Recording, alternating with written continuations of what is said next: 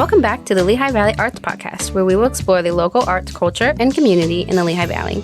We'll be doing this through conversations with individual artists, administrators, and organizations. We'll discuss all types of mediums with the goal of enriching local arts culture. Hello, and welcome back for Season 2 of Lehigh Valley Arts Podcast. I'm Elise. Elizabeth. And Ben. And thanks for tuning in. We are so excited to share an all-new season with an amazing lineup of artists and creatives, as well as new projects, fun behind-the-scenes content, and so much more. Welcome back, you guys. Yeah. Hi. This summer was a great break, but we are very excited to be back in the studio for Season 2. Yes. Absolutely. Yes. We took a break very loosely. We've been working nonstop on the second season and what we want it to be like, and have a lot of really big, fun stuff in store. We do. Yeah. This summer was great. I don't know. What were you guys up to this summer? I'm acting like I don't know, but I know. Yeah. Yeah. Well, we finally went on our honeymoon. Yeah. It was a year delayed. Year and a half. Year and a half. Yeah. Jeez. Seriously. But yeah, so for our honeymoon, we went on a tour of the New England states, stopped at a bunch of different fun places, and yeah. You guys went to the Isabella Stewart Gardner the Museum? Stewart Gardner the one that Museum? Documentary with the stolen art is on Yes. Netflix. That was my I'm favorite. so jealous. By far. It was so good. It was Very a cool. really unique setup, the way that it had everything. Walking in, it felt like you were in a different location around the world.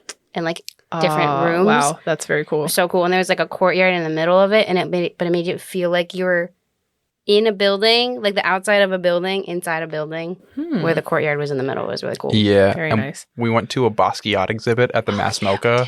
Wow. Oh my gosh. That was amazing. Very, very cool. They had So some blacklight good. stuff there too. They did. And a Nice. fridge that was like graffiti. That one was really cool. The whole Yeah. fridge was graffitied on the outside. Huh. Yeah. And they had quite a few of Keith Haring's pieces in there too. No Yes. way. Yeah, he Some was- local back home. Yeah, seriously. Very All the cool. way. It was super cool. What about you? I got to go visit my family in Alaska during our break, which was awesome.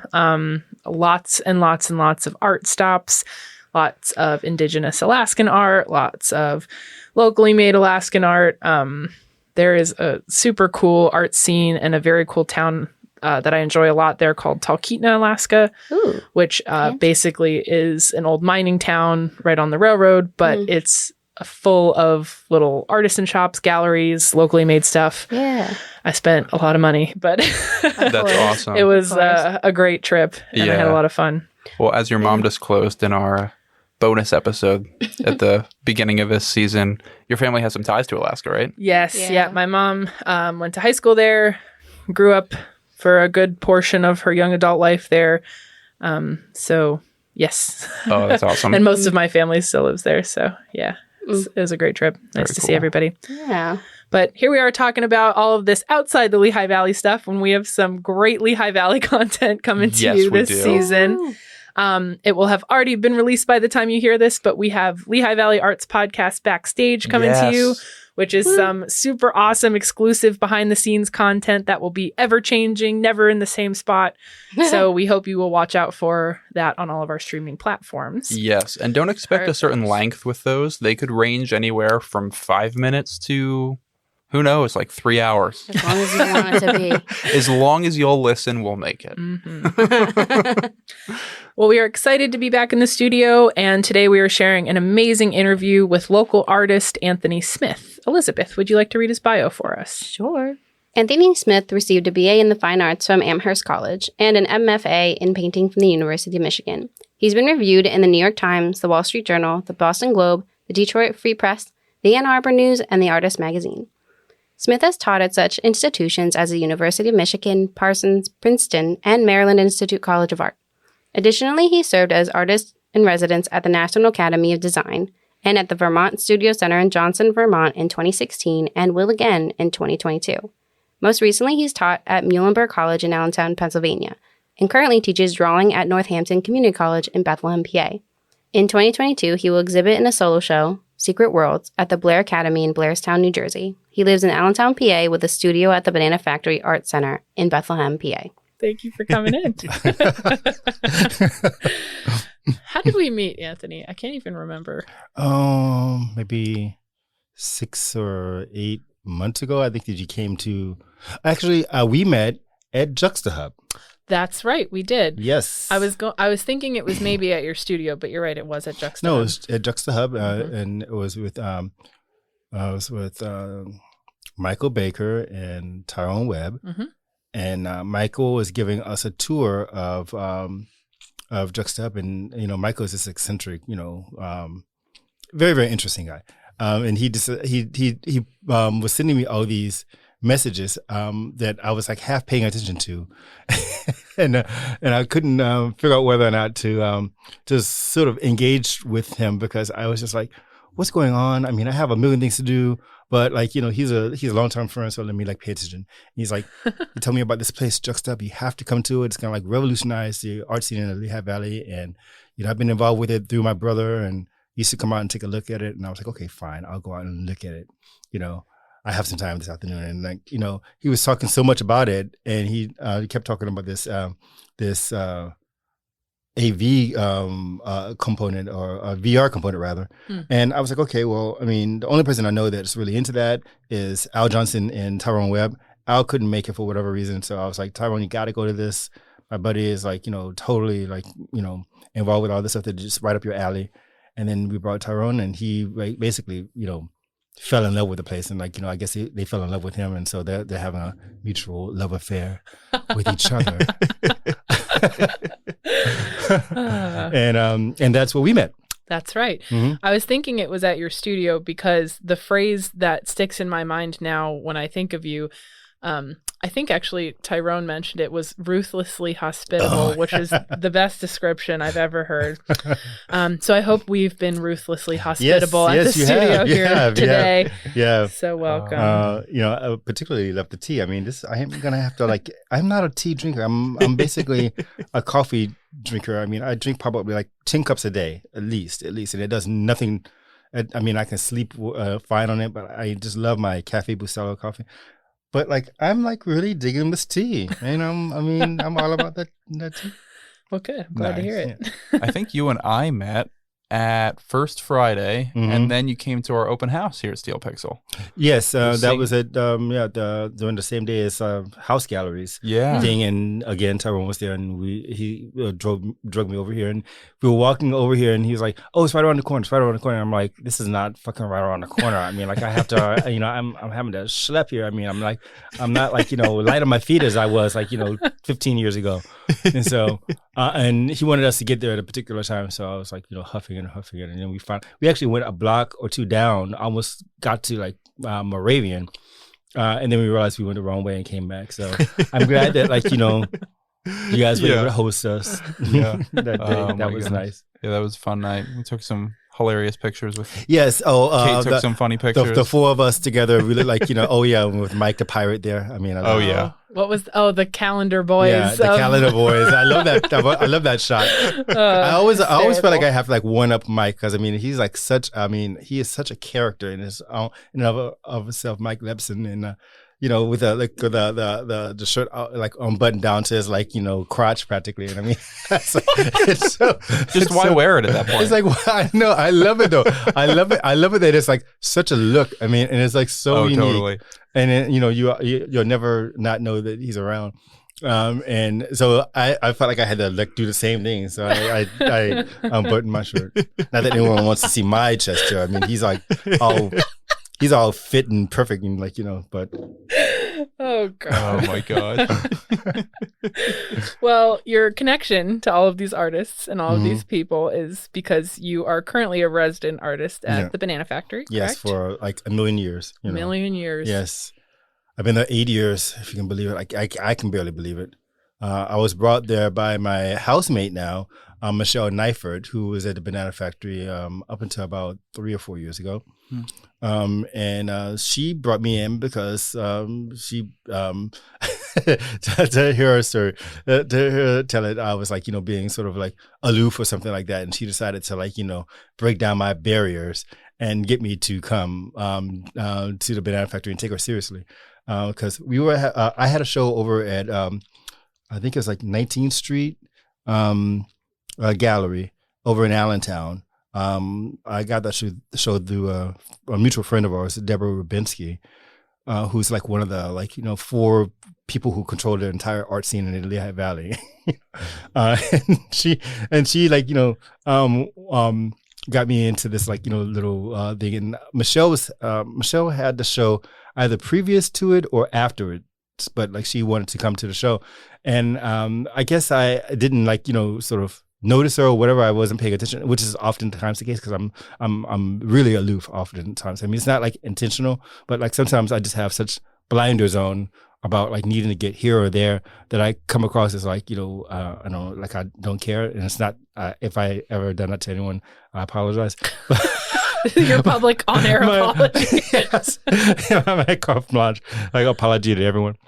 But like she was there and Michelle was like, I'm going to get that motherfucker and I'm going to like bring him over to the banana factory. And that's what she did. And she taught me how to basically like sort of control my interview. There, because the interview is everything getting into the banana factory. If you don't have a good interview, that's it. You're not going to get in. And she said, like, go in there like a boss, like control that shit. And I was like, okay, fine. That's what I'm going to do. I'm going to go in there and like, I'm just going to like run my meeting.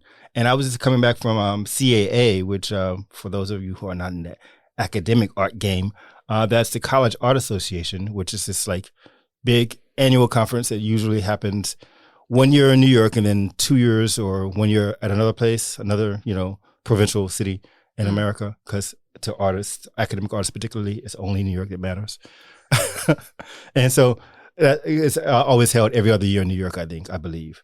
And so it was one of those years when it was held in New York. And so we all schlepped there to the Hyatt, me and a couple of friends, a couple of days before. And so I was coming back from trying to pitch myself to all these colleges, as a professor.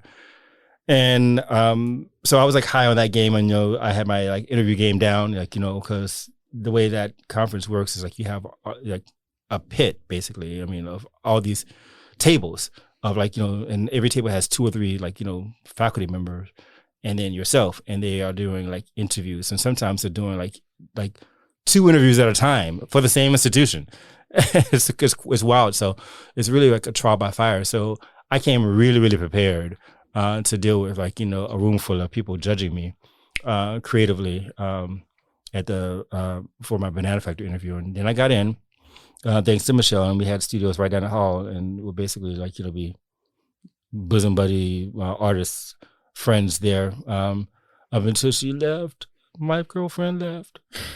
And so I felt like, I've been like, sort of, for a while I was rudderless. And then I found like my good buddy, Daryl George, who also left soon after.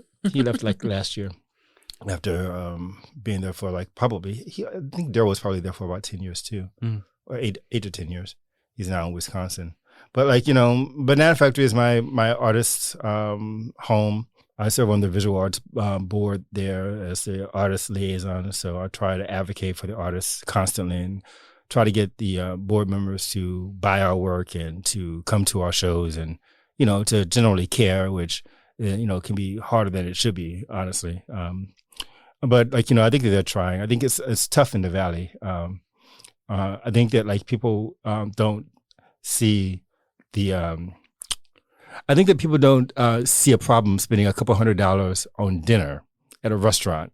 That's not a big deal. But then if you spend a couple $100 to buy a person's artwork, then it's a big deal. It's like, oh my God, that's like, I don't have that kind of money. I don't have that kind of, or the huffing, It's interesting being there and like, seeing how artists interact with each other and seeing how other entities that interface with us react. It's an eye-opening experience because I'm out from the Valley, and so I feel like everything to me that I encounter here, it feels like it's an education. That like I'm really kind of getting the bird's eye view of the way things happen here that people just think it's just the way it's always been. And I'm like, well, it doesn't have to be that way. It really is a choice. You can shake it up a You little. can shake it up. It doesn't have to, it's not ossified. I mean, like, things can like, move here if you want, if you want. How long have you lived in the Lehigh Valley? Well, that's a story. Oh my God. I mean, it's like, I was coming back and forth to Lehigh Valley, subletting my apartment in New York until about 2014, when I had to give up my apartment in New York, and I moved here permanently. So I say officially since 2014, but I really had been coming here since 2012. And the way I got to the Valley is that I was like, I'll tell the abridged version, but like, I had difficulties with a boyfriend, and he put me out, and I was like literally homeless, not figuratively, not like imaginary. I was homeless in the streets of New York, 2011, living in shelters, and one of my girlfriends, Tanya Sanders, who was a professor at Lehigh, said, I can get you an adjunct gig, maybe. I know some people over at Lehigh, and she did. I was a sabbatical replacement for Beresford Booth, who, has been my angel on many different occasions over the last decade or so. And, I came to the Valley. Actually, before then, I actually got off the streets of New York, and got an apartment. And then from there, from that little apartment that I had in the Bronx, from there, I got the job with Tanya's help, because she knew all the trouble I had been having in the previous year. And that's how I came to the Valley. My previous point of perspective was very much New York. I thought that I would die there.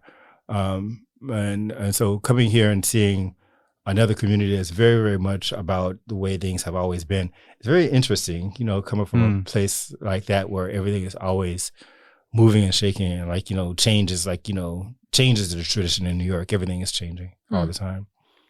Yeah, definitely. And it's rare to have an artist go from New York City to a place like the Lehigh Valley here. Yeah, so I mean, rare, but I mean, actually, to go back to that point, not as rare as you think. I mean, I meet a lot of ex-New Yorkers here. I feel like, part of what's changing in the Valley that I'm actually kind of like pleased by is that more artists from bigger places are coming here and shaking things up, and like, forcing people to, wake up to the fact that like, the Lehigh Valley is not going to always change. It's going to be different. It's going to have to grow, mostly just to keep up. I mean, like, so I think that like Philly and New York are kind of like seeding the Valley with like, lots of great, great talent, and helping the people who have been here for a long time to like, maybe push their artistry further, to, I don't know, be part of the national conversation more, and I Totally. I like that. And I like that. That's kind of like what I kind of see my purpose here as is like, helping my fellow artists that I meet here that I love. I mean, and so many people who have been here for years, help them to grow and have them help me grow. I mean, I think it's like a mutual thing. Yeah, definitely. Absolutely. Well, and here on the show, we absolutely love the idea that you don't have to go to New York to be a successful artist. You can do it here. You can identify and live in the Lehigh Valley as an artist. That's absolutely right. I do think that I do think that artists can do their work here. I don't think that they could have a career exhibiting here. But I think that like the exhibition market is going to be blown out of the water by like, NFTs and by the social media revolution that's happening. So I think that galleries are going to basically go away. Except for a few sort of like blue chip galleries or tentpole galleries that you have in cities here and there. But I think that whole world is like we're on the precipice of all that being done away with. Like, but the way it is currently, I think that there's almost enough galleries that I think that like in gestate a healthy art community. I think we need probably like 2 or 3 more, and then I think it will be really sort of symbiotic and sort of it will create more of a virtuous circle. Do you know that concept of virtuous circle? Definitely. But right now it feels like artists are sort of I don't know, limited in clutching their connections because they know that like there are few resources around here. Yeah, and you see this in many smaller towns too. Is that those galleries go to the same artists time and time and time again, and so they may rotate a couple out, but you'll see the same group of 10 artists at the same gallery forever. Well, yeah, I mean, like, why, change it if it's not broke? Yeah. And so, I mean, it's hard to blame them. And then there's also like personal preference. I mean, like, totally. Some of the gallerists here like certain people more. Yeah. I think there's something to be said about like, having a charming personality. I mean, I've often like, suffered from not having enough of one. and so I look around to my peers who I, by my estimation, will regard as just as talented, if not more so in some respects, but like not so different than myself. And what is that X factor? Probably my lack of charm or. I think I have to be honest. I mean, I feel like I come across as very officious and studious and serious, which I'm choosing it. This, I'm 45 now. I mean, it's hard to change. I mean, if that's my affect, I feel like I have to go with it to a certain extent. But I do recognize that, like, it's something that I have to work against. I think you're very charming, Anthony. Oh, thank you. You're very nice. And you're very nice. That's studious. That'll work for you in more traditional art settings. Yeah, I mean, I suppose. I mean, like, again, that academic world. I mean, that comes across very, very nicely there. I mean, especially if you're, especially if you look a certain type of way. I mean, like, if you have the right background. Let me just put it that way. Yeah, that's fair. I think that there's still like sort of a trust gap even in that world for being like, let's say, a person of color and having an education. I think that, like, a lot of us fall into ethnic stereotypes of when we go into different kinds of public settings, airing our education. It turns into like a Sambo. You know about the Sambo? And so I feel like I'm sort of aware of like how I might be perceived by people of color, and people who are observing me as a person of color, in their setting. So it's something that, like, rings in the back of my mind, a lot. How am I manifesting as a intelligent person to you? And I think that, like, it's something that I feel like happens unconsciously with people. I try not to be too aware of it because I'm told that I can be a race person sometimes, but it's hard not to be in this culture. I don't know how people. I was going to say, it's unfortunate that has that been something that's said to you? No. I mean, I was like, I wouldn't say like, not so directly. I have had some experiences actually, even in my own gallery. Like, we have key fobs to get into the building, and I can just remember plain as day, like, about a couple of years ago, coming in early in the morning before the banana factory opened. This is not something that happened in conversation. This is actually something that happened about, like, are you at the right place or something like that? But like, I had my key fob and I was coming in to the building, and non-person of color was at the door and about to go in, and they were like asking, are you waiting to get in? Can I help you? Can I help you? The question was like very sort of pointed, like, can I help you? Because he didn't think I belonged there. I had to like do a double take. And I'm like, I have a key. I work here. This is like my studio's here. I have a studio here. And what was funny about it is that it was 7 o'clock, and the building opens at 8, like, to the public at 8. And I was like, I mean, I just thought, what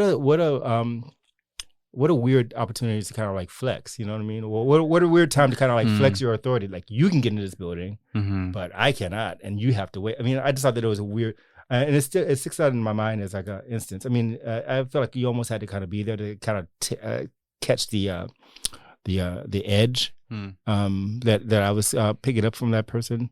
But it definitely gave me a sense that, like, some people don't think you belong in certain places, and they let you know it in subtle ways and sometimes not so subtle ways. I'd love to go next into how you implement that into your work, but I want to talk about process first. Well, I mean, I guess they kind of go together. I mean, to a certain extent. I mean, I kind of describe myself as like a warlock or a conjurer when I'm making works, because I do a whole bunch of things that are not necessary and people do not see when I make a painting. I almost feel like I describe it as like casting spells into the work to kind of like give it like flesh and help it find a home. I like to do a lot of collage and scribbling and drawing into work, and then covering it completely with like, layers of paint, and then starting that process again with another type of like, layer of collage, or tissue paper, and then covering it again. I do this like, maybe 2 or 3 times before the piece is sort of ready for me to actually engage with it. And I feel like I tell people that it's like about creating a certain type of texture, and to a certain extent that's true. But a lot of times it's because I need to do it to get ready. It's like kind of like all the things that a baseball player would do before they come up to home plate. I mean, I've seen it before in baseball, like, where like these players do all these like weird, wacky things before they take the bat, know. And I think that's what I have to do. Is like it kind of like gives me a certain type of confidence. So it says that this piece is going to be, that amazing piece. I kind of like feel like I breathed life into it, Before it was like a lump of clay, and then I breathed life into it by doing all these like, sort of magic things to it. Yeah.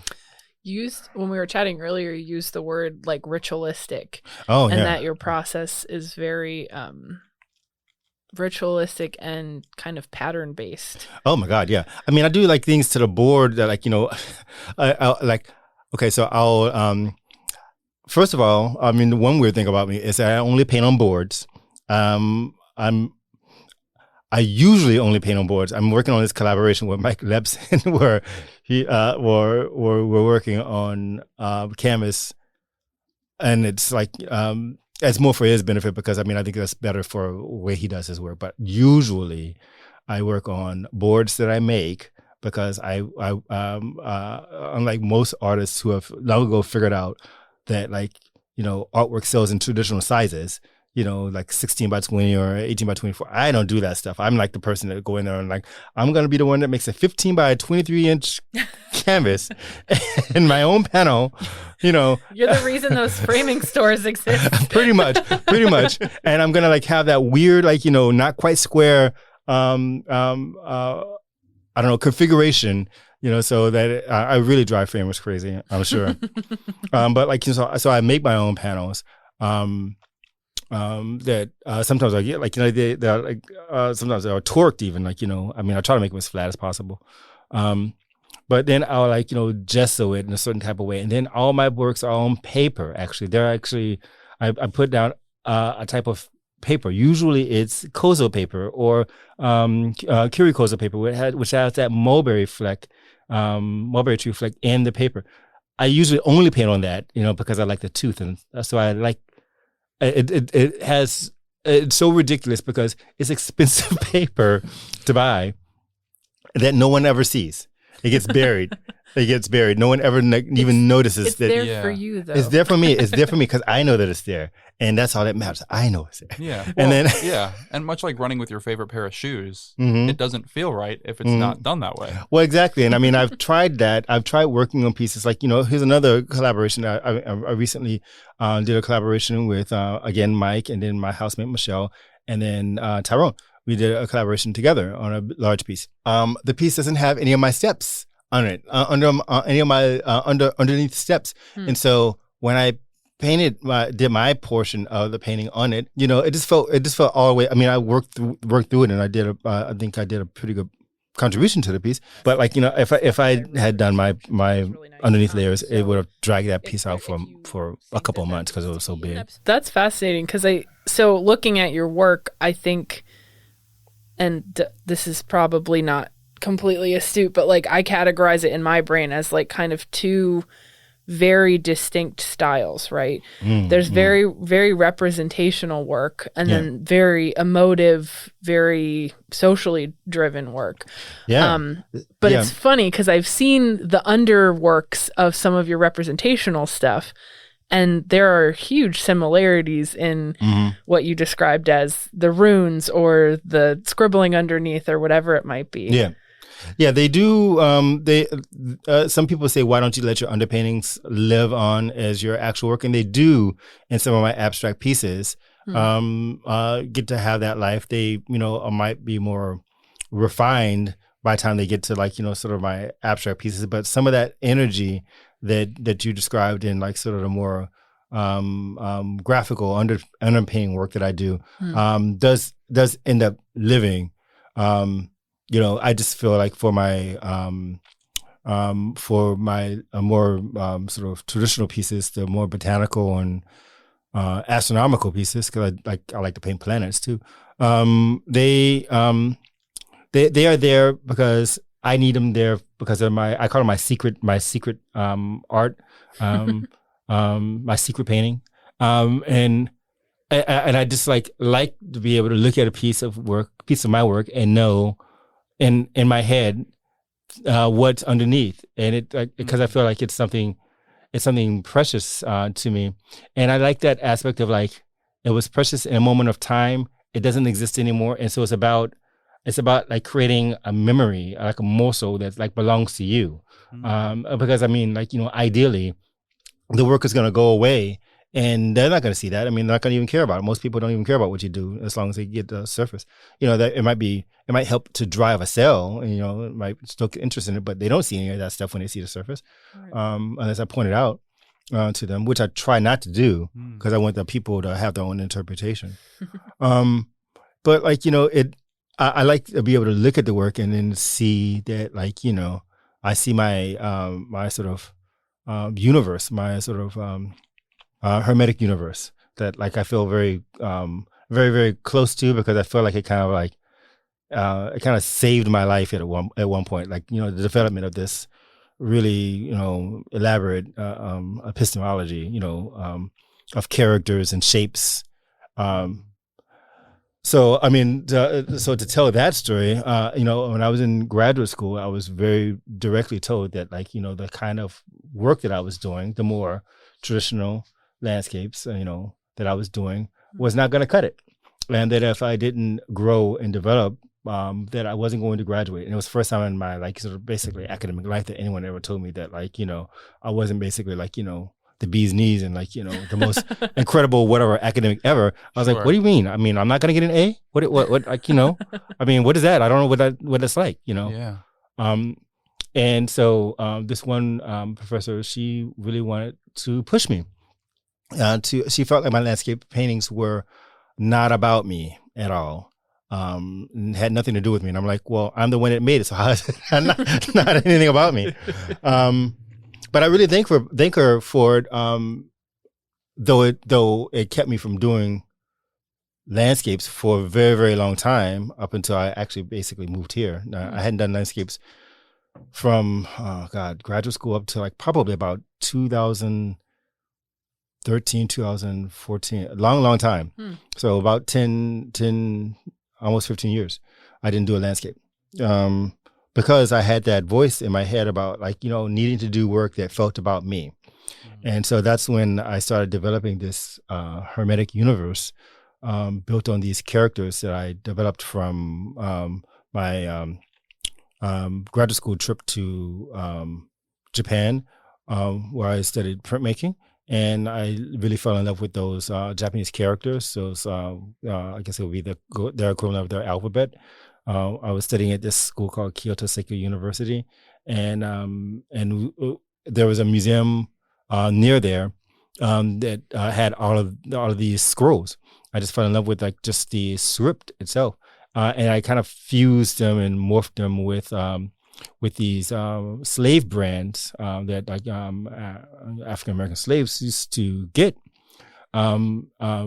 These brands of the plantations that they lived on, and I kind of merged the two, kind of lift languages into my own band of characters. We got 15 or 20 of them, and then I just set them on journeys. In my usually they were dichotomous. They were polemical stories of good versus evil. they would always be in like a certain type of number of pieces. Like, I would like do 20 huge drawings, and I would have fantastical titles like "Corrupting the Kingdom of Power" was one of them. Always about like sort of defeating some kind of like some kind of evil or overcome some kind of vice. Very much keeping in keeping with like my sort of heritage, my upbringing, growing up in the church. And so I felt like I made work that was very much about like using an abstract means of doing all of those moral plays that we were brought up with.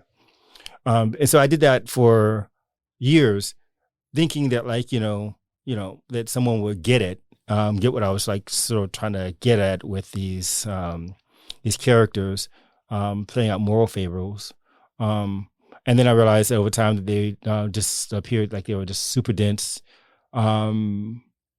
jumbles of shapes.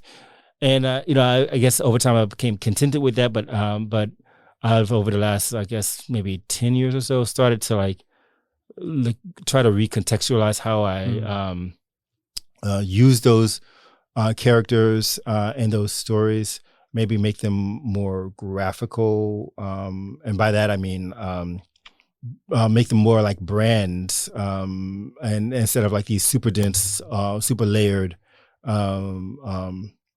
plays. Basically, I've often thought of my works as like a play where you can see every act in one image. So I've lately decided that like if I'm gonna do that kind of work, maybe I need to like pull out a scene instead of like doing the whole play.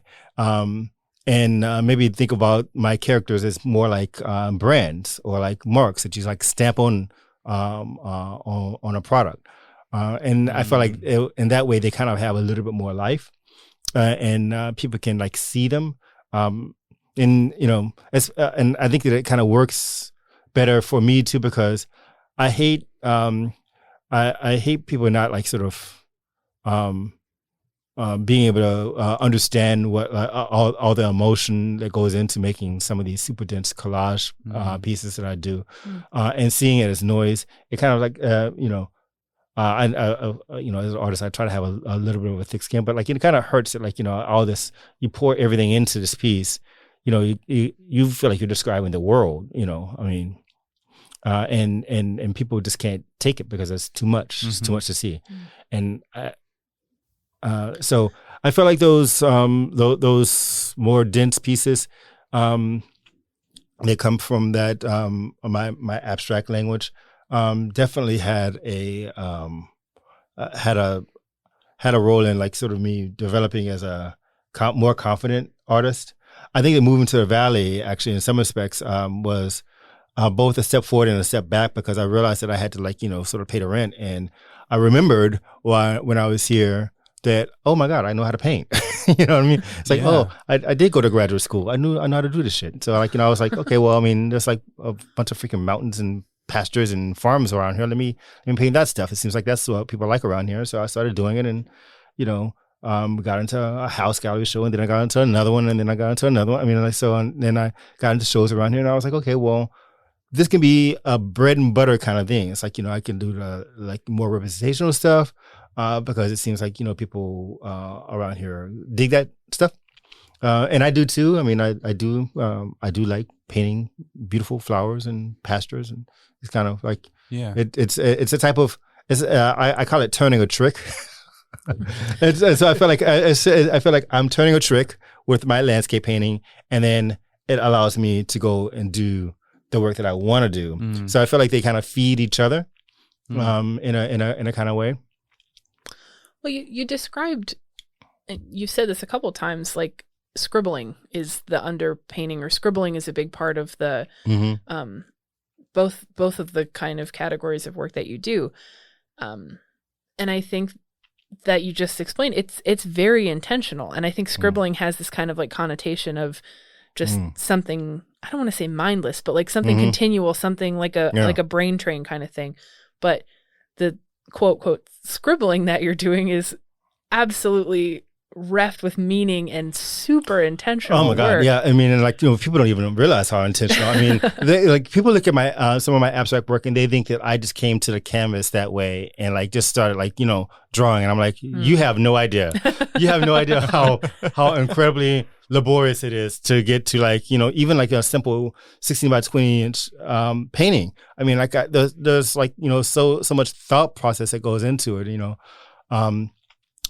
Yeah, the scribbling. I mean, and the other thing that's about my paintings is that I like actually map all of that shit out. I mean, like I have a sketchbook where every stage of development. I mean, there could be like eight to 10 stages, and every one of them I write out. So like though that like random pattern that people might see in my paintings are thought of and they're sketched. So it's like something that's that I don't know.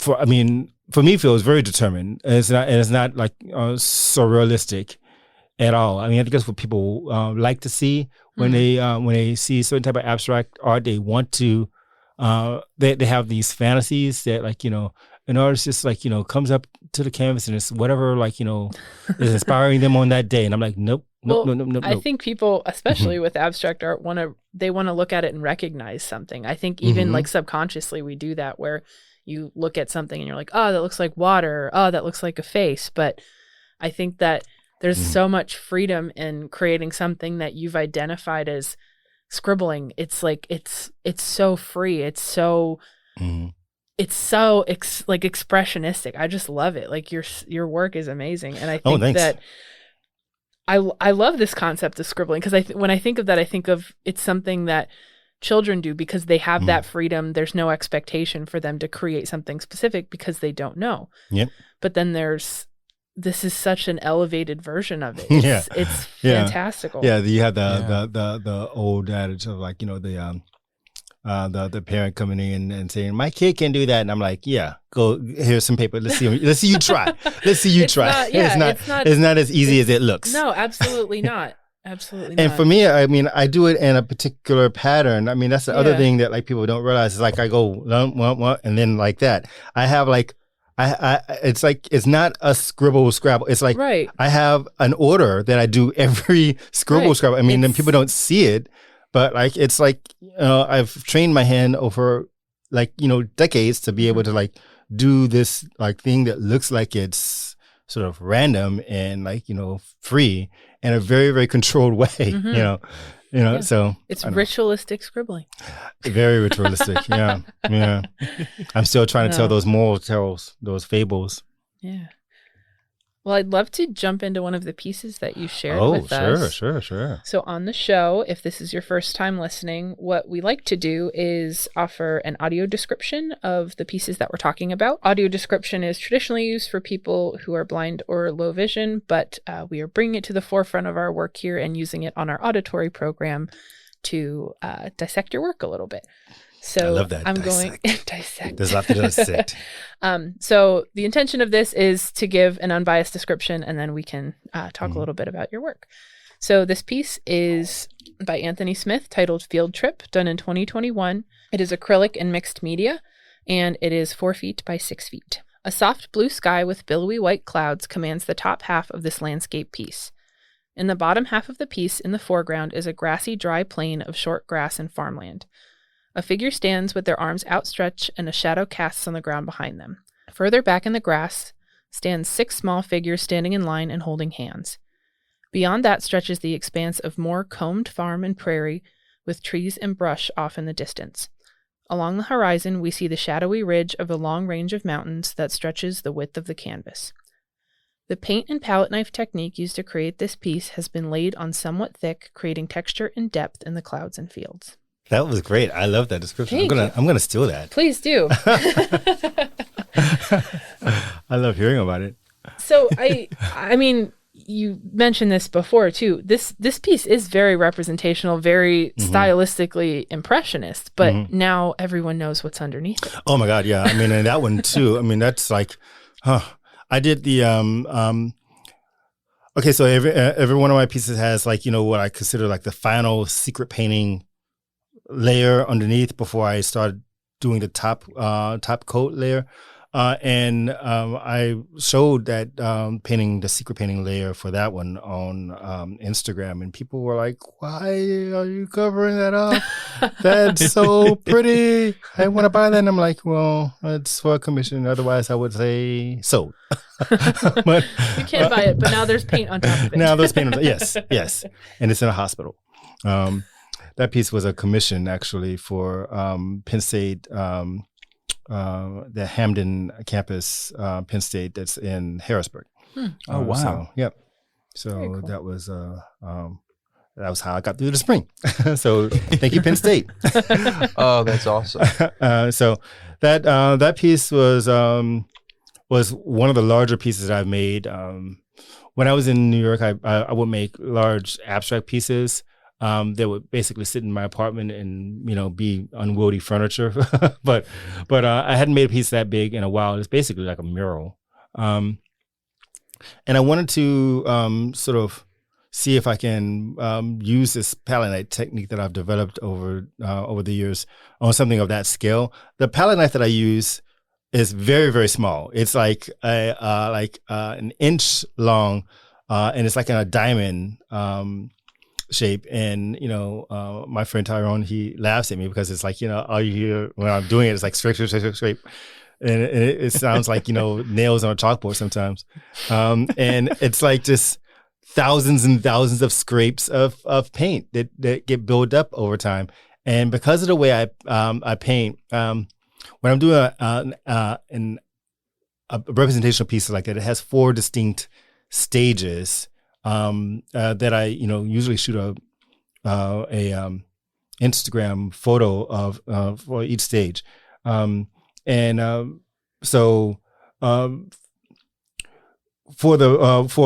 this piece, the last layer before this one, where I did I call it the color story stage, the third stage, would look pretty much like the piece was done. I mean, and so it's again one of those things where like, how much is enough? When does an artist know when it's done? Well, I mean, I know when I'm done, when when the steps in the sketchbook that I create tell me that I'm done, because I'm an excellent student even to myself. It's like, if I wrote down a freaking lesson plan, I'm gonna it's like an instruction manual. Yeah, for exactly. yourself. And I'm gonna do every fucking step. And people are like, "No, you can stop there." No, I can't. That sketchbook says one more It's not in the manual. Exactly. I have to do it. And this piece was actually kind of an emotional piece, because I was trying to figure out a way. I'm still on this mission to integrate my abstract technique or abstract elements more into my representational work. And so this piece features these kids. And I was very actually shocked that I got the commission, because when I showed them this, I thought that they would be kind of concerned about collage in their painting, but they didn't have a problem at all. The kids there are actually collaged in pieces of paper that I sort of paint and decorate the collage such that it fits into the painting, and it involves a lot of work with my little Canon printer, my little cheap $100 Canon printer, to basically get the ratio down so that it looks like it's proportional in the piece. And trust me, that is not easy shit to do. It takes a lot of no, this is too big, this is small, and I did that for probably a third of a ream of paper just to get it right. Sure. And then I had to fold it in and then paint around it so it looks like the kids were actually, running in the field. So the field is actually it's a combination image of my housemate Michelle Nyford's her college bestie has a farm over in Ole called Prout Farm. Her name is Jill Prout. Jill and Ben Prout, they own it together. And I went there during the pandemic and right at the end of summer. So right around this time, last summer, I think we made them in August. But it's still, it's later in the summer. And she wanted us to come up and just have a weekend that was away from everything and we went there and I took a whole bunch of pictures of everything that was around there. We bought pork chops from this great butcher right down the street from their house, and had a nice weekend. And so I stitched all these photos together of their farm, and I put them all together, along with a couple of different skies from other locations that I liked, and that's how I came up with the image. Yeah. I was going to say, it almost looks like Pennsylvania, except for the big mountains in the background. I mean, maybe not quite. It's very Pennsylvania farm. Yeah, that's what I do like about the rolling hills.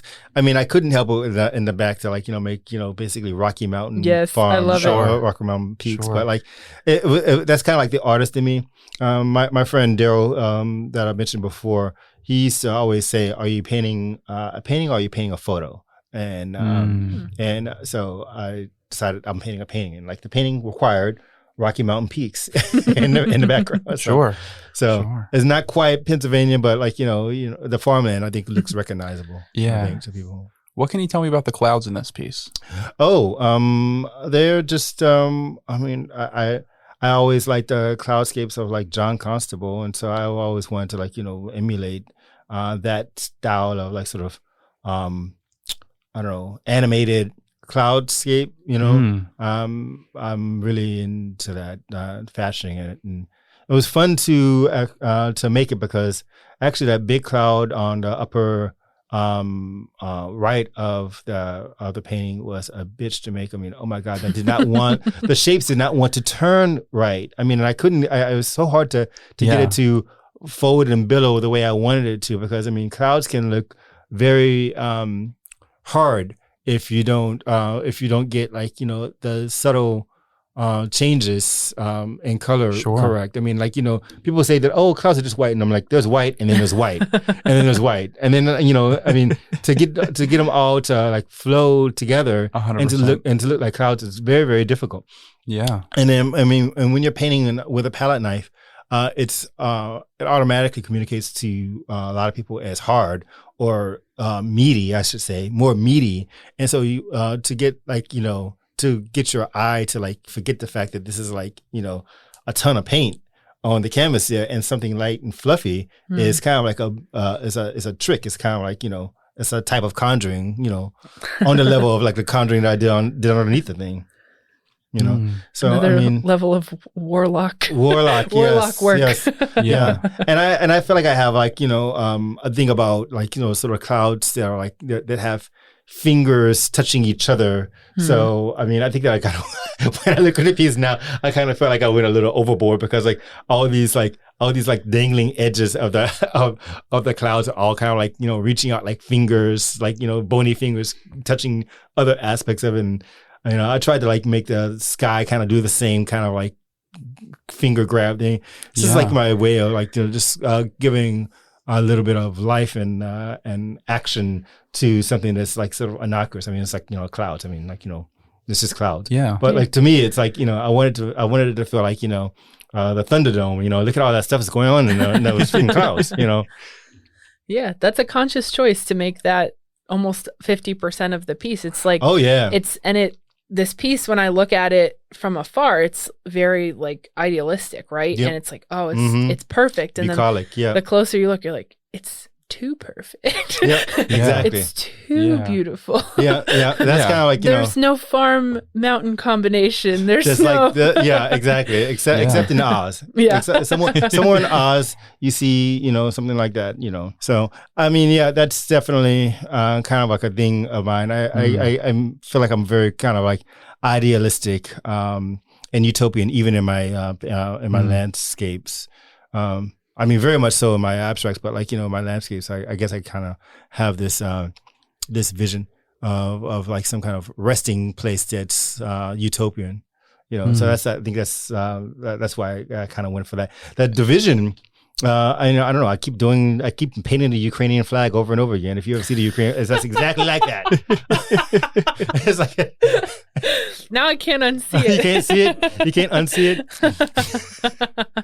That's too funny. But it's I don't know. I do like dividing canvases in half like that. I just like skies. I mean, if I can do a painting, I've tried it before where I do like maybe 3/4 sky and then 1/4 land, because really it's the sky that I'm in love with. But it doesn't quite work. I mean, I think that people need to be grounded a little bit more. So I think that half and half is about as much as I can get away with. Well, and people not like feel like the jumping off the painting off the picture plane, because I'm very aware that like you want to be able to stand in the piece. Halfway you can still feel like you're standing in it. If it goes a little bit too much further down from halfway or 3/4, you feel like you're falling off. You feel like if you're sitting down, you feel like you're falling off your chair. Yeah, and so definitely I try to avoid that. Yeah, I guess it kind of changes. Like when we're talking about like idealistic or like a representational or realism or whatever, like it definitely changes the perspective of a piece and like how you interpret it. So I was just thinking, there's a piece I saw, I don't even remember where it was. I think it was, I went on vacation to Utah, and there was like this little art gallery that I went into, and they had this huge piece. It was like 6 feet tall by 4 feet, like portrait orientation, huge piece. And maybe the bottom 6 inches was like ground, and then the rest was like huge night sky. And I remember just being like that, so captivated by this piece because it wasn't, the other pieces in the gallery were very landscape focused. And I think that's just an interesting like differentiation, where like when I look at this piece, it is a lot of sky, but I'm captivated by it. Oh, I see. Like I don't know. Yeah, I can't stop staring. It just depends. I guess it just depends on. I love that. The viewership, like how you interpret, how you're interpreting it. Yeah. I feel like what the sky does for me is like much like the sea. It gives you humility. And that's one of the reasons why I like going to the ocean. I did an ocean painting just recently for a friend that I used to work with over at the Home Depot, and I kind of like feel like sky is just like the ocean. It's so big. It has an enormity that like, puts us as human beings in our place. And so I think that that's one of the reasons why I think I go to it over and over again, because I like to be like sort of, well, I wouldn't say necessarily humiliated, but I like to be made aware of just how insignificant. It helps you to focus on the big picture. Definitely. And on it helps to prioritize you. Yeah. I think. Yeah. You talked about during your process, you have a path that you take. And traditionally in landscape, you look at it and it takes the eye from point A to point B. When I look at this, it feels like I'm standing in it and my eyes are swirling all around. Yeah, it's a vortex. It's actually intentional. There's a bit of a golden section in it. I mean, I think that like the torquing happens right around where the girl is running to you, and it creates an S. Yeah, and then it doubles back on itself and it circles around into those fields. That was intentional. The way I like to enter the painting is I start with a girl on the bottom right, and then the way I like to look at it is like then I go into the field where the 6 kids are running and playing. That's kind of like my nod to joy of life. Did you ever see that? Yeah. So that was like my like little. Yeah, my little Easter egg for like art nerds, for the art nerds out there listening. And then I kind of have you go through this tilled farmland, and then all this crop right here, and then going out in the clouds. So it's kind of like going in and out like that. So it's like it's kind of like a vortex of activity. It's supposed to go up and out to the upper right of the painting. That's funny. So, I look at it and I think like, oh, I want it to continue. Like I want the sky. Well, that's what I tell my students. I'm glad you said that, because I mean, if my students are listening, this is what I tell them all the time. It's like, don't be painting me or drawing me a world that's encapsulated. I don't want to be in prison. I want to have a window looking into another world. Don't put me in jail. It's like, I'm not a prisoner. Am I a prisoner? You're making me blush through my black skin. Yeah, and it feels authentically you, even though it is a landscape. Yeah, unfortunately. I wish I can paint like, well, I guess, I mean, I'm glad that I have a style. I'm glad that like my style is recognizable. Yeah. I had always like tried to, I mean, I had wanted to emulate the masters. And so I was like, hoping to like, sort of one day be like the Black Cezanne or something like that. That was like, was like a early aspiration. I remember my one of my undergrad my best friends, his name was Euclides. And we had like, idolized this our painting professor, Robert Sweeney, and we did want to paint just like him, and he was like a very Cezanne-esque style painter. He used brushes more than palette knives, but he did have one or two paintings that like featured that technique. But we just loved the way he painted, and like we loved Cezanne so much, and we wanted to paint like him. And we wanted to paint like all the early Impressionist artists. For us at the time, we thought that like art history stopped in like 1900. I mean, it was like Sure. nothing after that. I mean, all the stuff that I'm doing today, I think that he would be like, I mean. He's seen some of my new works, but like, I think that back then we were so in love with that like, if I go back to like that earlier self, we both would be shocked, because I was such an advocate of like a pure Very representational style. And I think that it has a lot to do with like, frankly, like, insecurity about like being a person of color artist. And I talk about that to my friends sometimes. Like, I feel like, I somewhat have insecurities about how I'm being perceived as a person of color. I feel like, when they see my abstract work, they know that a person of color made it. And I kind of want them to like see one of my landscape paintings and then see me be shocked. I mean, I love that reaction. Oh my God, that is so delicious when I walk into a room. Oh my God. I just eat that shit up. Oh, you did that. Oh, you did that painting. Oh. Do you know the artist Fred Wilson? Yes.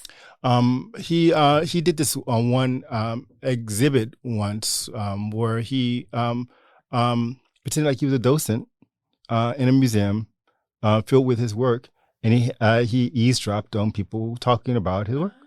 And I just love that. I just love that idea of like, sort of catching people when they might be saying or perceiving something.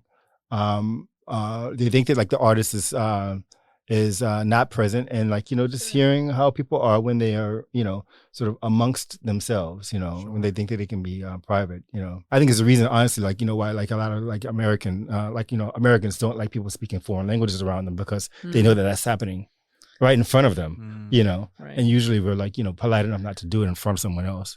That concept is interesting, like talking, having, because someone could say, they could look at something and go, ugh, I hate the way that this is, I hate the coloring here, or And I I've hate had that the reaction. format, and then you walk by and turn around, oh, everything's great, yeah, beautiful, love it. And I wonder, Absolutely. like, do you look for criticism, positive or negative, like of your work? I think that it's essential for artists to have criticism of their work, so that they don't feel like they're, the greatest piece of shit in the world. I mean, like, I think that, like, I my feelings are still hurt. I mean, I don't like, deny that, like, when someone doesn't like, some of my work, that it hurts. But then it gets me to honestly like think about what my reaction is to a greater audience, and it might shift some things in what I'm doing. But like, I think that I, as an artist, I don't like necessarily wake up in the morning and say, like, I want my art to be dissected, like, as if I'm a first year student in art school, but like, I do think that it helps out, especially if you're like on a trajectory, when you can have a friend who can honestly give you, an artist friend who can honestly give you an unfiltered, unvarnished perspective. I mean, it helps to stop you doing like 20 or something that like is never going to hit, never work the way you think that it's going to work, Yeah. I've had that happen with me. I mean, I think that's one of the reasons why I think that my abstract pieces, hopefully, are getting somewhat better, because I'm like, learning and listening to some of the criticism that people felt close enough to me to confide in. I do think that there's ways to do it, and I talk to my students about this a lot. That criticism is the most effective when it's constructive. And I think that like, we as Americans, we have like, this thing that we like love violence and love like, love the art of destruction so much so that we don't give a damn about like, whether we hurt someone's feelings, even if we're like trying to help them. I have this happen more than a lot lately, where like, well, I'm just like thinking about you, or we're looking out for you, but I'm like, your delivery sucks. You know what I mean? And like, if you want someone, if you love someone and like you want them to grow, I think that you have to be aware of how they might take it because you want them to grow and change. Sure.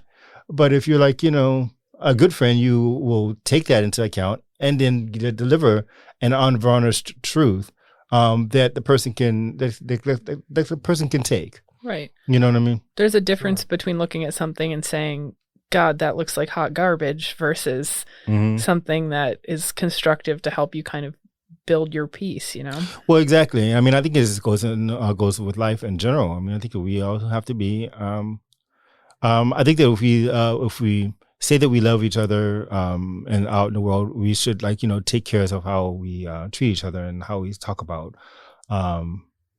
each other and like what we should do to change.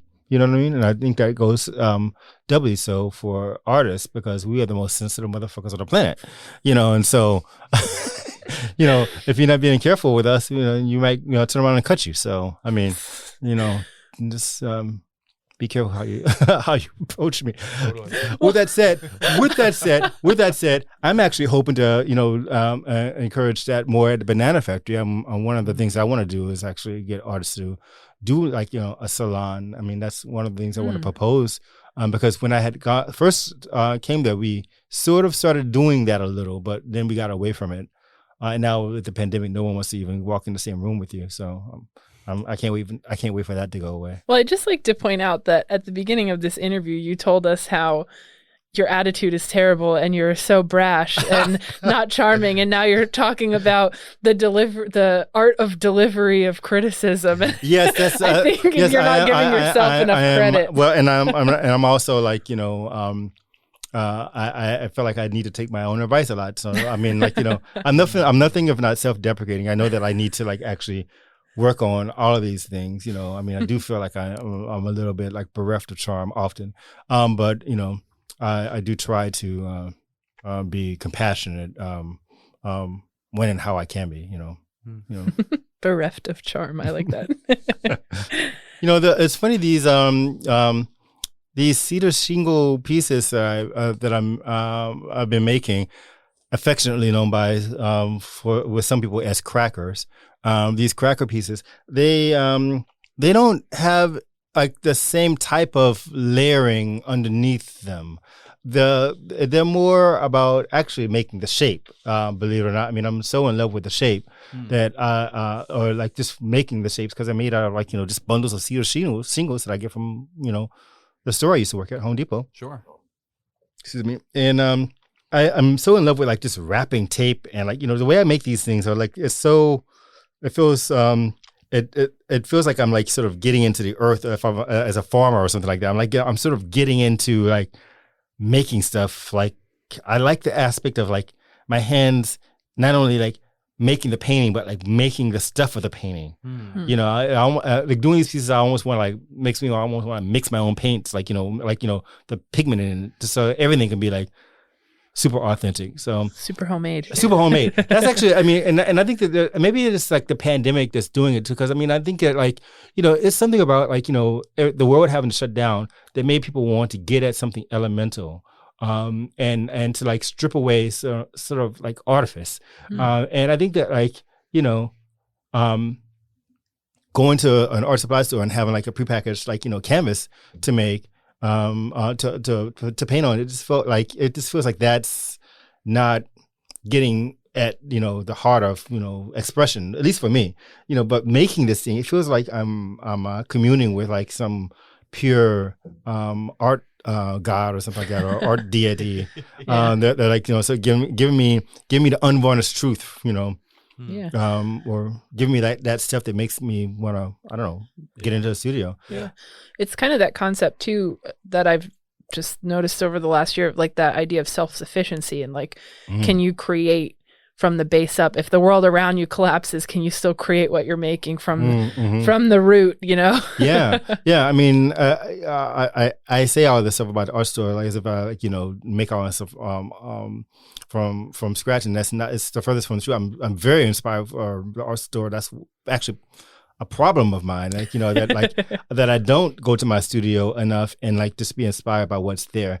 But like, you know, making these panels, so it gives me a taste of like, actually, like, more than anything, the kind of store that inspires me is not an art supply store. It's actually a Home Depot or a hardware store. I love that shit. I love going into a hardware store, or even like a Walmart. Those places are fantastic. Or a flea market. There's a great flea market on the south side in Allentown that I love. Oh, and I just love just walking around and seeing tchotchkes and seeing like you know, really weird surfaces to that actually kind of like tickles me, or like, you know, gets me like going more than anything. Like, you know, since those art pheromone or, you know, things, neurons rather, I mean to say, firing in my brain. I wanted to do a piece where I was like using like, you know, like almost clothes hanger wire, and then like, you know, suspending paper against that. I thought that would be really hard. Like, you know, I mean, have you seen something that raw? Like, you know, it's wrapping paper around clothes hangers. Yeah. You know, and then just painting on that. I was like, oh, that's, you know, so that kind of stuff really does inspire me. And I love, like, you know, construction materials. I mean, it's like, it's so, it's so, again, raw, you know, to me, and cheap in its own way. You know, I mean, the prices that they charge at these art stores are just ridiculous. And when you can go to, like, you know, your, you know, local Lowe's or Home Depot or Ace and, like, you know, get a version of that for, like, you know, a third of the price, and why wouldn't you? You know, that's one thing I'm thankful for. Like, you know, working, I just recently left this hardware store. Oh my God, what a retail. Oh God, it's painful experience. Talk about, like, you know, humiliating. On Tetrising layers of humiliation, I felt like I suffered. But like, in any case, it was incredibly inspiring. I'm thankful for the experience. It was like, you know, it definitely put me in my place, and it taught me a good lesson, and, like, you know, that you can find creativity in various different places, you know, not just in like your studio or an art supply store. Definitely. Or the museum, you know. Definitely. It reminds me a lot of the street artists from the 80s and 90s in New York. Like, oh my gosh, the plates that Basquiat would do self-portraits on. It's in a very similar vein. Or tires, painting on tires. 100%. You know, yeah, the refrigerator doors. Oh man, yeah, refrigerators themselves. Yeah, exactly. I mean, it was great, and I mean, I feel like that's the type of artistry. There's an artist down in Philly that I follow a lot, Anthony Molden. You should look him up. He's great painter, and he does that kind of stuff. I mean, like, you know, found art, making it into new creations. And then what I like about his stuff is that he'll like take it and put it out in you know, out in the world. I mean, he doesn't, like, you know, have this gallery concept. I mean, you know, I mean, his works, you know, sell for thousands, and, like, you know, they are in galleries, but he makes a lot of work that, you know, he brings in the studio, and then he takes it out and puts it on the street free. It's not like, you know, and whatever happens to it happens to it. And I love that idea. I love that idea about, like, you know, giving art back to the people and not having an expectation that it comes back to you. Yeah. You know what I mean? That feels kind of like, I mean, I think that, like, we all need to sustain ourselves, but, like, you know, I mean, I would love to be able to get to some version of that in the future for myself. This piece right here, the abstract piece is yeah. Would you like me to? Sure. I can read the description, and we can jump into it. So this piece, titled "Sweet Child Asha, We Still Sing You Lullabies," in the year 2021. It is a mixed media piece, and it is 32 by 34 inches. A tan color is the primary background of this geometric shaped mixed media piece. Over the tan, a multitude of amorphous shapes make up much of the background of this piece, covered in pointillist-style dots in gold, black, and light blue. This piece of art can be described as collage and includes components of drawing and painting, as well as sheets of music, cutouts, and iconographic images.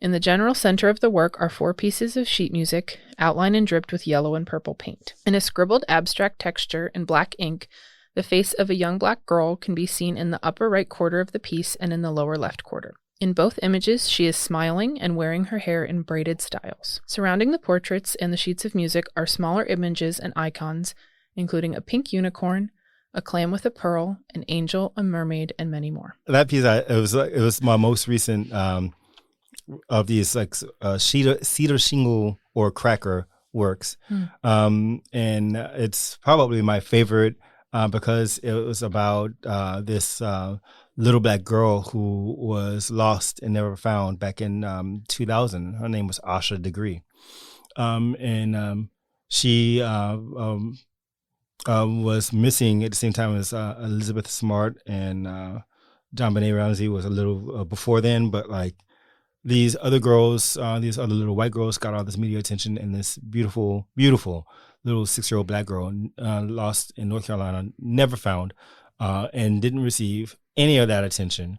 And I wanted to do that piece as sort of as sort of my continued tribute to Black Lives Matter, and I just wanted to say, like, that life mattered too. And I mean, like, we should like observe how we pay attention to people in the media and how depictions of like Black grief, for example, or a Black longing for a lost child is treated differently, sensationalized differently. And I just I wanted to like sort of remember that, because I remember when she was lost way back in 2000. It's like something that was sticking like a craw in me, and I just wanted to do a piece that was about it. And it was like that piece was the second piece that I had done in a row that kind of stepped away from the reason why I made many of these unusually shaped pieces that were made out of cedar shingles. I started making them back in 2016 when I was at the Vermont Studio Center on an art residency. And I was walking down a road one day when I was there, and I saw these cedar shingles, and I wanted to like do something with them to kind of like compete with all the other artists that were there, because they were all these hotshot artists from like New York and California and like Boston, and like they were doing all this amazing stuff, and I felt like such a pretender. Artists. You probably noticed over the last year or so, they have some insecurities. One or two. And I had insecurities about, the quality of my work and like, whether I belonged there. I had actually applied a number of years to that Vermont Studio Center and didn't get in. And so I finally got in. I took those cedar shingles back to my studio, and I made 3 works that I called Matthew Likes Darkies Best. And it was kind of it was dedicated to a friend who's now passed, Matthew Stitzer, and it was kind of like just kind of an exuberant expression of, I think, of life, and actually death at the very end. And I took what I did in that work is I took old sheet music that he gave me shortly before he passed, and he wanted me to do something with that sheet music, because he knew that it was like, racially tinted. He knew that the kind of work that I did, that I would do something to sort of alter it or change it or like give it like a different type of life.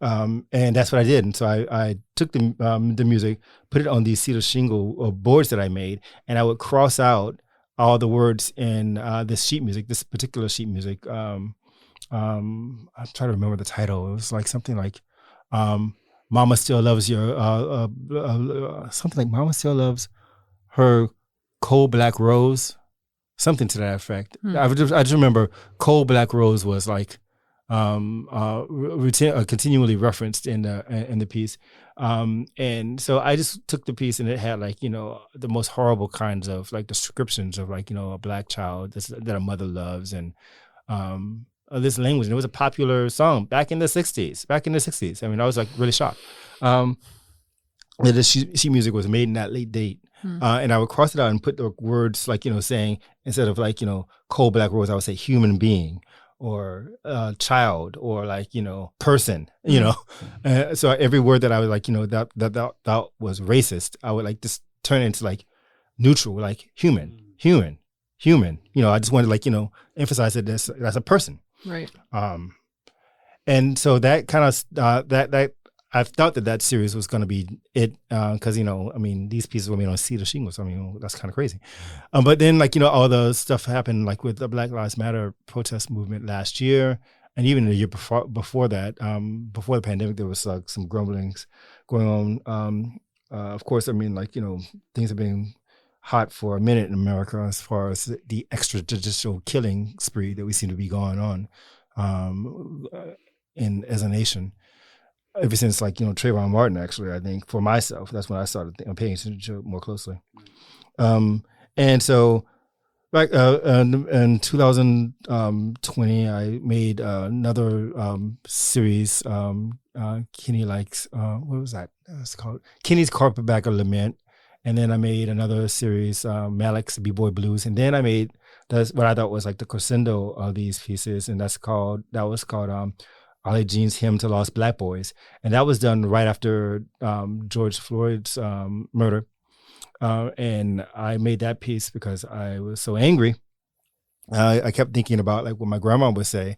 And my grandma would say, there are that this life was temporary, heaven lasts always. Something folksy like that. And I was like, that's bullshit. I'm not waiting for heaven. I'm so angry. we need to go out there and bust some heads open. I was so mad. I couldn't believe what had happened. So I made that piece as kind of a ironic sort of response to what my grandma would do. I haven't seen my grandma in years, so who knows what she would say. She, I had all these fugitive slave posters with wings kind of flying up to a heaven figure.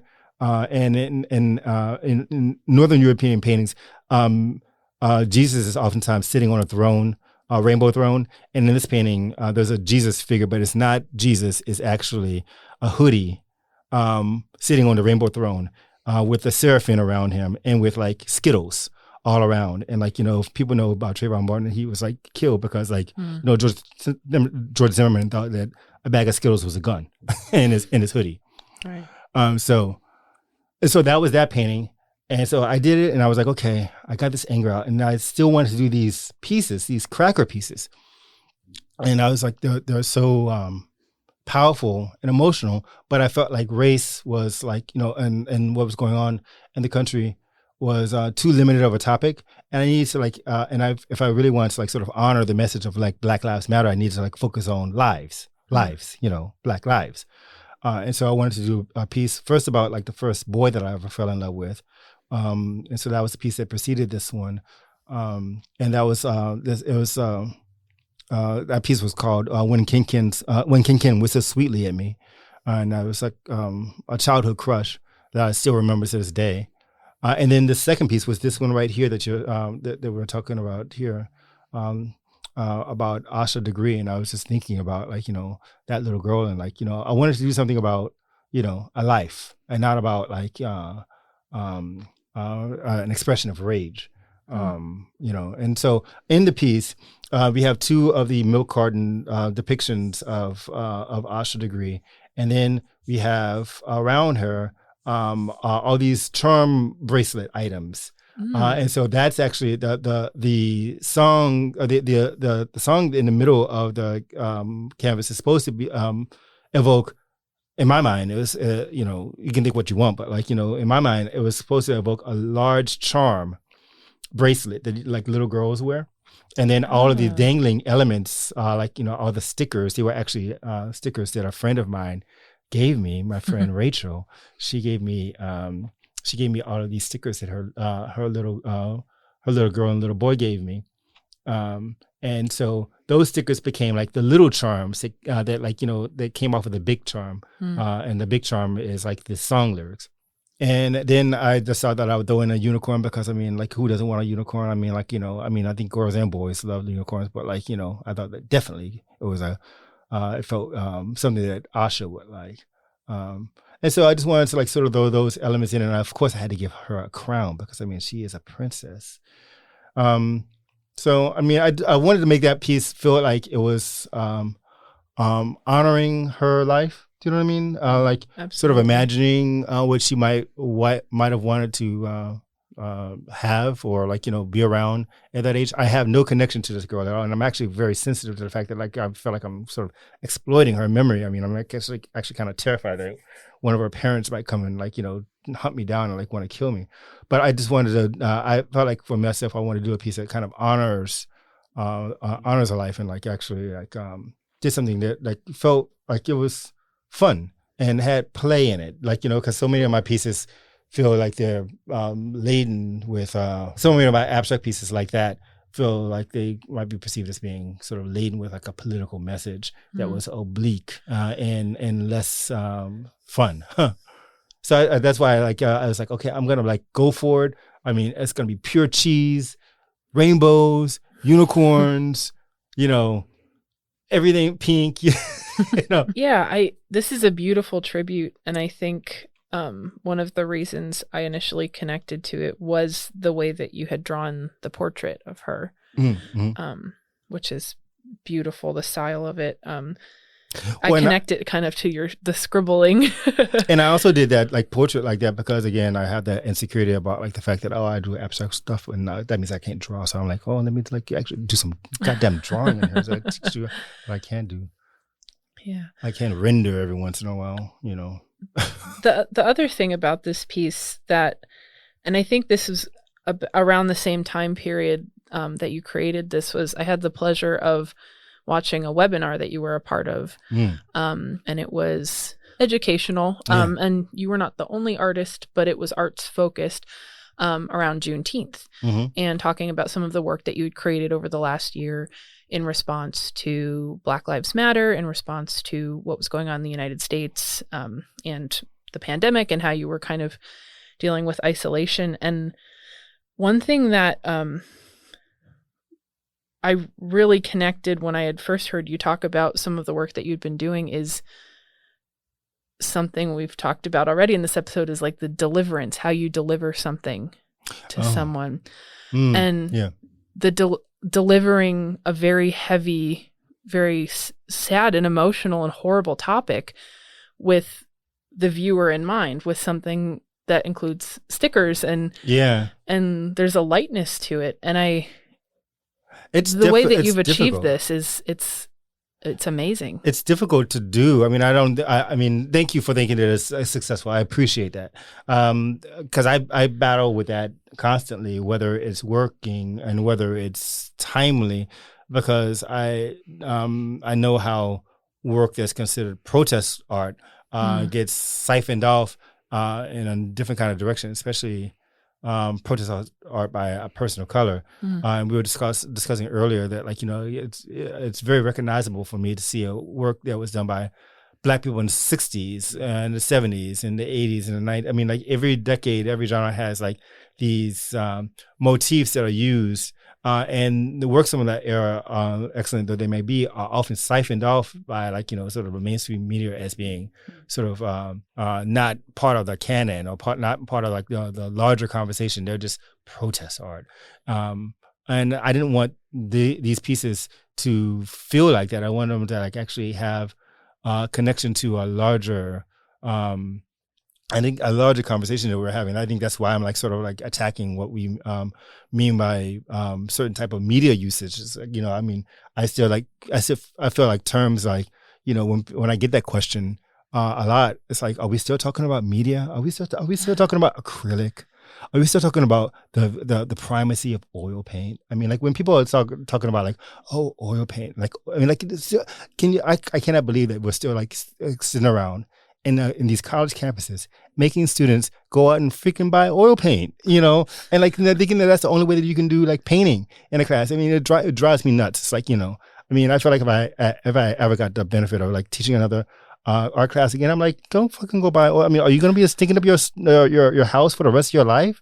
I mean, like, let's break these paradigms down. And I feel like that's what I wanted to do with this work, because these pieces, because I feel like that conversation has been happening for like decades, it seems like, in the larger art world. And I wanted to like, this piece to be part of that trajectory that we're like, we're breaking down all types of barriers of like, class and race and material and subject matter. I mean, like, it's part of it's all getting looked at again and recontextualized into a larger conversation that is more accessible. Because I mean, I feel like when people look at work like this, I mean, they might not like, appreciate all the aspects of it. They might even hate it, but they can like, sort of relate to it in a different way than some kind of like painting that was done maybe like, with a much more narrow audience in mind, like, using classical materials or like, subject matter.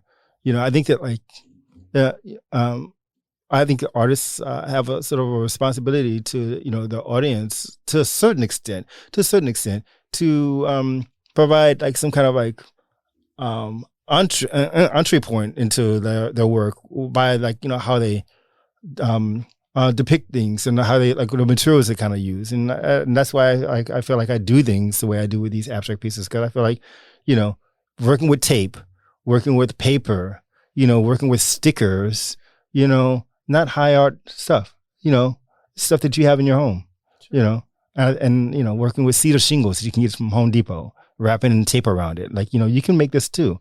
I feel like it says to a potential person out there that like, art is not some highfalutin thing. It's something that relates to you that you can like, do yourself. It's financial accessibility that you can access these materials at home, but also kind of keeping in mind with that idea that like art, there is art education and then there is making art as expression, and I think that there is such a big divide in that. I think so too. And I mean, it's like so many people want to be able to relate to these worlds. And I mean, I feel like these institutions, they need to like, sort of wake up to the fact that like, in a hot second, they're going to be made irrelevant by like, this digital wave that's coming to the world with this NFT market. I mean, like these places, I mean, I don't know how much longer, the Whitney or the MoMA or like any of these museums are going to be able to charge $25 or $30 to walk in the door. When like, when you can go buy an NFT, like, and have excellent quality work for like, that's yours to own and that can't be reproduced, and have it in your home, you might even get the original artwork with it, so sometimes NFT artists sell the original with the piece, and then it's like more accessible. I don't think that like galleries are going to be able to like sustain themselves if they don't like, wake up to the fact that like not everyone can afford to shop in their highfalutin places, No, it's a mode of revolution, I think, that in more ways than one, that there is an uncontrollable, not mainstream way for you to access art, and it's and it's scary, but it's kind of amazing. It's amazing, and to me, it's terrifying. I mean, I actually had a crisis of like why do I mean, I felt like why am I even fucking coming to the studio? I mean, when like it doesn't even make any sense to make any new work anymore. Like, I mean, like, I'm a fairly prolific artist. I actually have about 30 pieces that I'm working on right now. It's crazy. If you walk into my studio, it looks like I'm an insane man. You see like half finished canvases all over the place. But like, I still keep going. I don't know why. But like, this NFT thing, I mean, like, there's the most work that I already have that I could just turn around and like, make a digital JPEG of it, and then all of a sudden rises up in the market. I mean, I have colleagues who are like, doing well with that stuff. And so I wonder about it all the time, motivation, what keeps us going. I mean, I would like to say that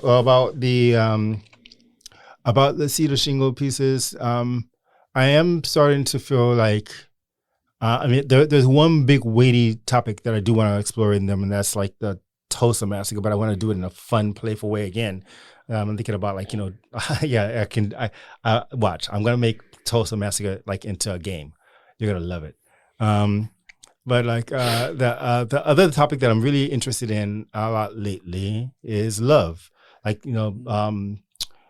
expressions of like sort of Black love. I mean, and not necessarily like, it being sort of specific to a gender, although like I am sort of thinking in that direction as well. But I feel like there's so many depictions out there of like angry Black people or like, serious Black people. I mean, I feel like I'm in that category. I mean, I feel like, Spock was my motto because I love not expressing emotion.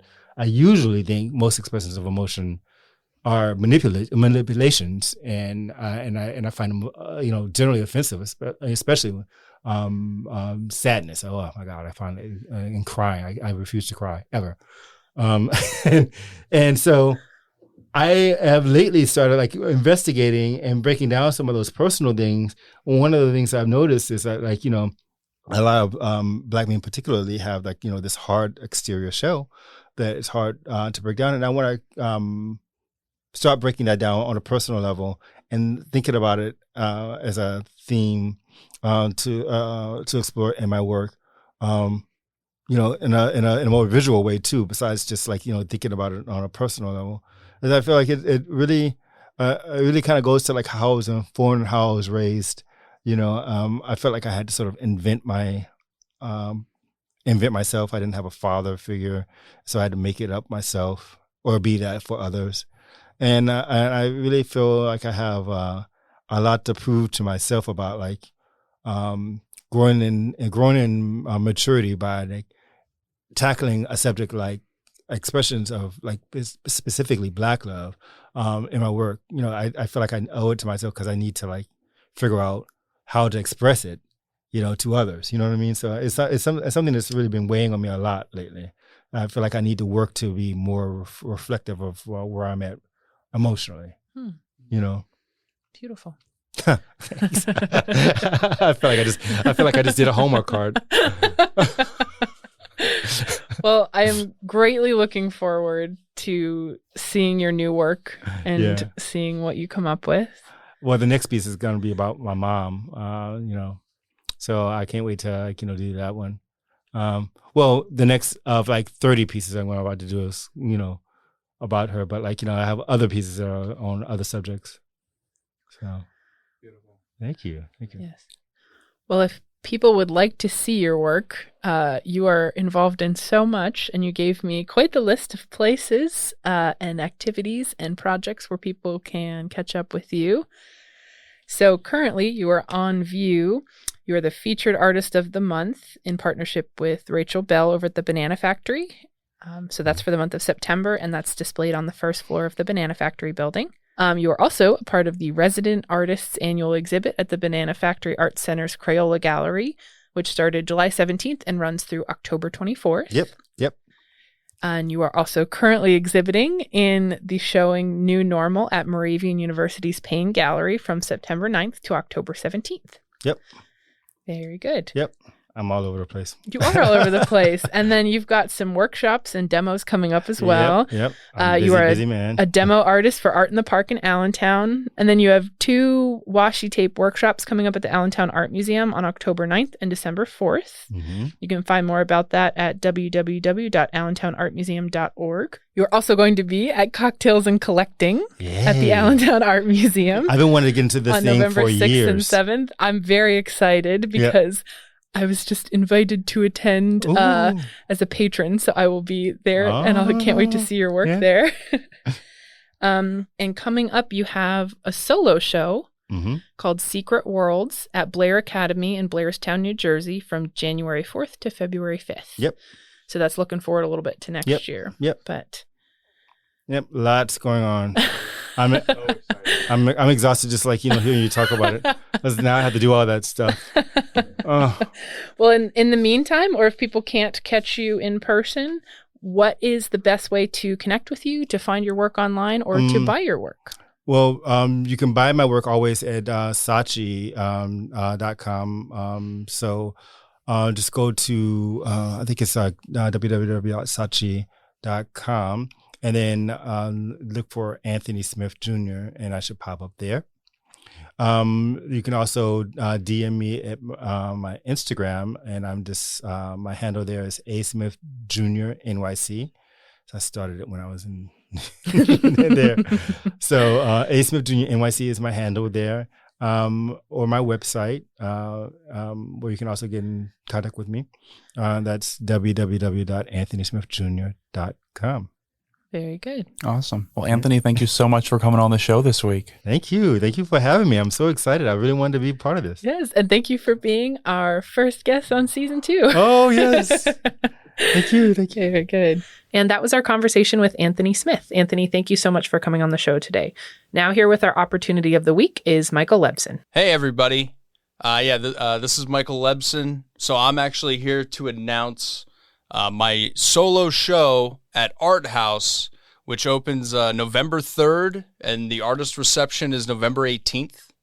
The gallery is it's run by John Clark and Deb Rubinski, and I'm very excited for this opportunity. I've never had a solo show before.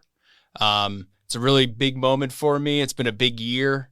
I'm a painter first and foremost, so that's going to be front and center for this show. There's a lot going on in the art scene, of course, with NFTs and other alternative forms of presentation.